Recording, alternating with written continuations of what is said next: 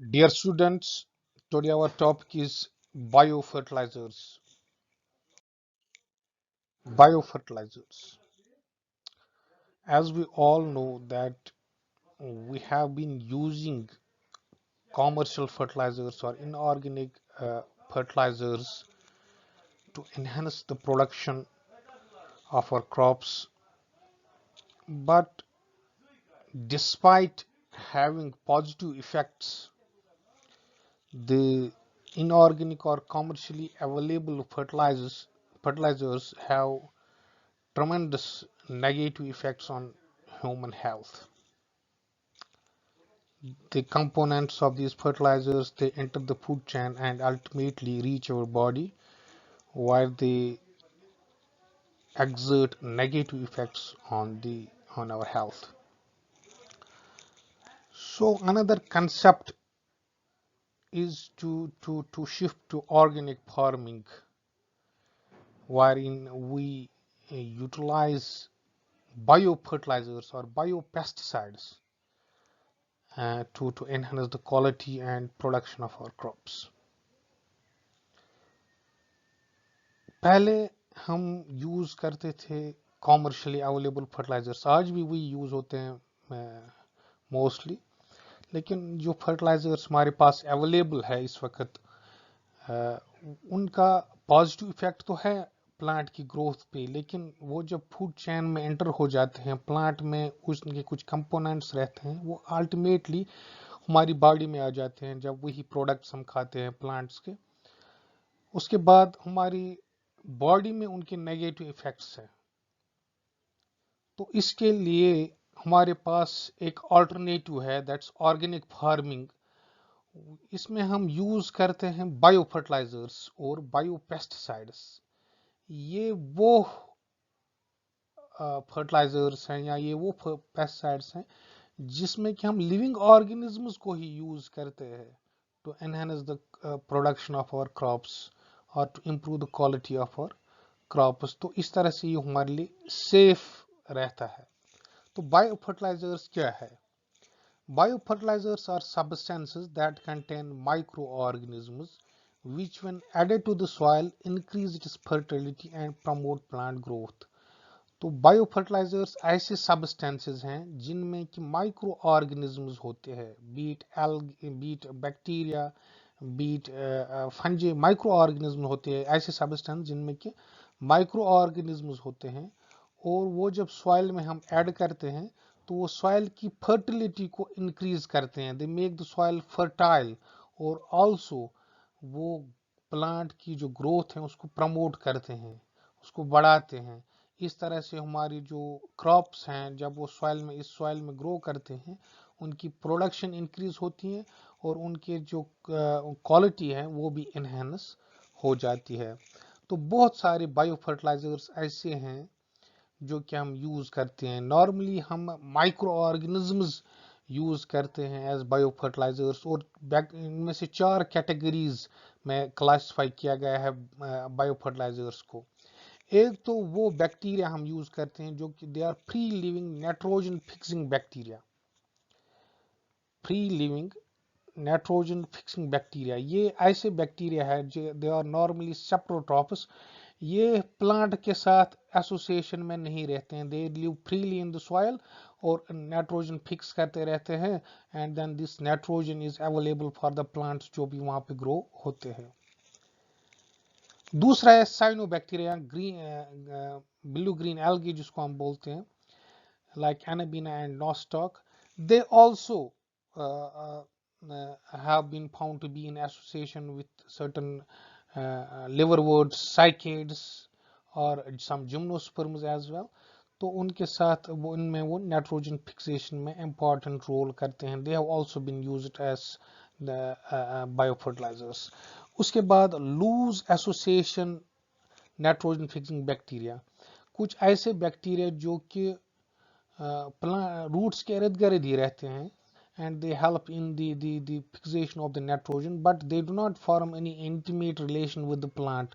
तो प्लांट के साथ उनकी कोई रिलेशन नहीं, रूट्स के इर्द गिर्द ही रहते हैं, क्योंकि रूट से भी कुछ सब्सटेंस सिक्रीट होते हैं जो कि यूटिलाइज कर सकते हैं दे आर ऑल्सो सेप्रोट्रॉफ्स, तो डेड एंड डिकेइंग पार्ट्स वहाँ पे उनको मिलते रहते हैं, तो दे do not form any intimate relation with the plant. As such, they are known as loose association nitrogen fixing bacteria like azospirillum. तो ये एक बैक्टीरिया है जो इस कैटेगरी में आता है। उसके बाद है सिम्बियोटिक नाइट्रोजन फिक्सिंग बैक्टीरिया, वो बैक्टीरिया जो कि क्लोज एसोसिएशन में रहते हैं प्लांट्स के साथ, सिम्बियोटिक रिलेशन में रहते हैं प्लांट्स के साथ। For example rhizobium has is lives in close association with pea plants. इसी तरह से फ्रैंकिया एक बैक्टीरिया है जो कि रहता है प्लांट्स के साथ एसोसिएशन में, सिम्बियोटिक एसोसिएशन में। तो ये जो कैटेगरीज ऑफ बैक्टीरिया है, they have been used as biofertilizer. Nonetheless, we have other microbes such as fungi. They have also been used as biofertilizers. So microbes as biofertilizers, तो पहला microbe जो है वो है राइजोबियम, जिसके बारे में हम 8th क्लास से ही पढ़ रहे हैं। And the rhizobium they form root nodule से प्रोड्यूस करते हैं लिग्यूमिनस प्लांट्स में such as pea plants, and they help in the fixation of nitrogen into the organic form which is available for the plants. इसी तरह से जो rhizobium है, it has no negative effects on the soil quality, और ये nutrient content और increase करता है सॉइल की, और also promotes the growth of the plant. So it has been used as biofertilizer. Second is azobacter. Azobacter, as मैंने पहले ही बोला, they are free living nitrogen fixers found in all types of upland crops. These not only fix nitrogen but also provide certain antibiotics and growth substance to the plants. तो ये जो bacteria है, दे fix nitrogen, इसके अलावा ये कुछ antibiotics भी secrete करते हैं सॉइल में, और कुछ ग्रोथ प्रमोटर्स भी जो कि प्लांट की ग्रोथ को एनहेंस करते हैं। इसी तरह से और एक है azospirillum. These can be used in wetland areas, तो जैसे कि हम राइस फील्ड्स में इनको यूज कर सकते हैं।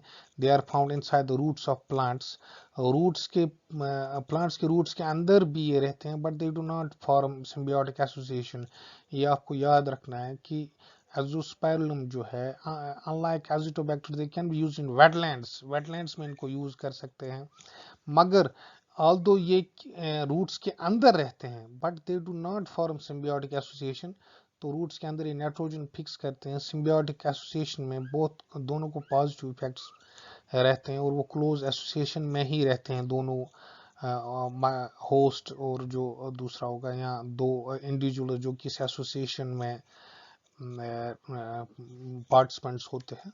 लेकिन एजोस्पाइरुलम जो है, ये रूट्स के अंदर भी रह सकता है या रूट्स के अराउंड भी रहता है, लेकिन it does not form symbiotic association.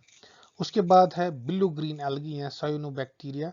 These are free living nitrogen fixing cyanobacteria that are present only in wet and marshy lands में ये ज़्यादातर होते हैं, वहाँ पे ये नाइट्रोजन फिक्सेशन में मदद करते हैं। However, they do not survive in acidic soil में ये सर्वाइव नहीं कर पाते।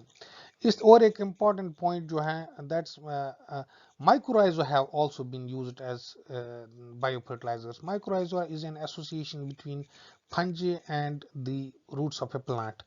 प्लांट्स के साथ फंजी इंटरेक्ट करते हैं, तो ये माइक्रोराइजा जो है, ये प्लांट के रूट्स के साथ इंटरेक्शन में रहते हैं। तो इस association of the fungi and the roots of a plant is known as mycorrhiza. It is a symbiotic association. Both the fungi and the plant, they are benefited, and the mycorrhizal fungi plays an important role in binding the soil together and improves the activity of microbes. तो ये जो fungus हैं, ये बाकी microbes को भी उनकी growth को भी प्रमोट करता है, ताकि जो ओवरऑल प्लांट की हेल्थ है वो अच्छी रहे और प्लांट की ग्रोथ जो है प्रमोट करें।